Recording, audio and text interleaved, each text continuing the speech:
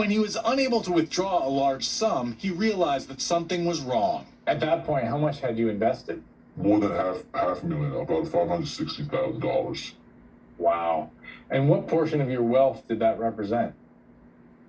Such everything I have. John was one of the latest victims in a sophisticated online scam known as pig butchering, which comes from a Chinese term for fattening a hog for slaughter. The gangs that carry out this scheme are largely based overseas, mainly in Southeast Asia. The FBI says Americans have lost billions of dollars to these cons, and usually the money is unrecoverable. The Justice Department is announcing the seizure of more than $100 million stolen in pig butchering scams, possibly including some of John's money. It's the first seizure of its kind, the result of a new focus by federal authorities on tracking cryptocurrency. We figured out where these accounts were and that there was funds from victims that went through various stops to get to these accounts, and then we seized the accounts from the institutions where they were being held. Young Choi directs the Justice Department's Crypto Enforcement Unit. She says the DOJ has learned how to use sophisticated software to track ill-gotten crypto and then grab it.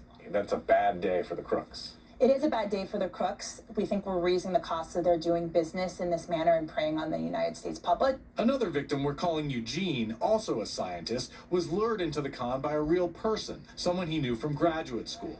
The scammers strung him along slowly, showing statements with huge gains, even letting him withdraw thousands of dollars. He and his wife quit their jobs, liquidated their retirement funds, and borrowed from friends, eventually forking over more than $5.2 million. That's all my saving all my life. My first day of start until now, my weight dropped like more than 20 pounds. I just could not eat and sleep. But then Eugene got amazing news. FBI agent in charge of my case, they traced the money and they tracked down the money and they find the money. The Justice Department is now working to return Eugene and John some of their money. We're really looking forward to working with victims to try to get them their funds back. Authorities say the chances of that happening improve if victims report it right away. What's your message to a victim who feels so embarrassed by this they don't want to tell anyone? You're not alone. There are hundreds and thousands of you out there. You might think, how could I have fallen victim to this? But we've seen it happen again and again. It's a reminder of the age-old truism. If an investment sounds too good to be true, it probably is.